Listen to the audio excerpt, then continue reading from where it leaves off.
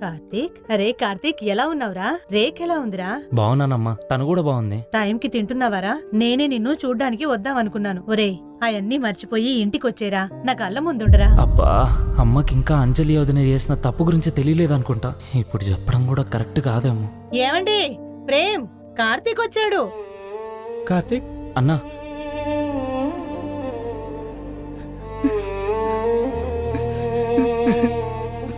నిజంగానే కర్మ అనేది ఉంటుందని చాలా క్లియర్గా అర్థమైందిరా.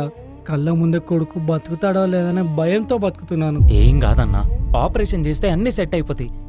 నువ్వు ధైర్యంగా ఉండన్నా, బాబుకేం కాదు. కానీ అంజలి చేసిన తప్పకి నా కొడుకు ఎందుకురా బాధపడాలి? నాకేం అర్థం కావట్లేదురా. అయ్యో అన్నా, అది దానివల్ల కానే కాదన్నా. ఫస్ట్ మైండ్లో నుంచి అవన్నీ తీసేసేయి. బాబుని కాపాడుకోవడానికి బెస్ట్ వేస్ ఏమున్నాయో అవన్నీ చూద్దామన్నా. రేఖకు తెలిసిన ఫ్రెండ్స్ ని కూడా కనుక్కొని చెప్తా అన్నదన్నా. తను కూడా చూడ్డానికి వస్తా అన్నదన్నా. కానీ తన ప్రెగ్నెన్సీ తోటి ఉంది, అందుకే తేలేదు. అవునా, మంచి మాట చెప్పావురా. జాగ్రత్తగా చూసుకో. డబ్బులు ఏమైనా అవసరం ఉంటే నన్ను అడుగు. రేఖ ప్రెగ్నెంట్ అనే విషయం మాత్రం నీ వద్దకు చెప్పకరా. సరే అన్నా. హెల్త్ ఎలా ఉంది రేఖ? ఇప్పుడు బానే ఉందా? బానే ఉందక్క. నీకు ఇష్టమని హల్వా చేసుకుని తీసుకొచ్చా. నేను ఇప్పుడే తిన్నానక్క, తర్వాత తింటాను. అక్క, నీకో విషయం చెప్పాలి. చెప్పు రేఖ. అంజలి అక్కకి బాబు పుట్టాడంట. అవునా? ఆ దేవుడు ఎంత మంచి ప్లాన్ వేసాడో చూసావా రేఖ? నీకు తప్పకుండా ఆడపిల్లనే పుడుతుంది.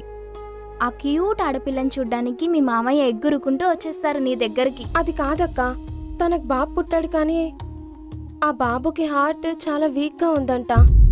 15 years కంటే ఎక్కువ బతకలేడంట. అయ్యా, అదేంటి రేఖ? 5 months క్రాస్ అయ్యాక ఏదో ఆపరేషన్ చేయాలంటక్క. అది సక్సెస్ అయితే సేఫ్ అంట.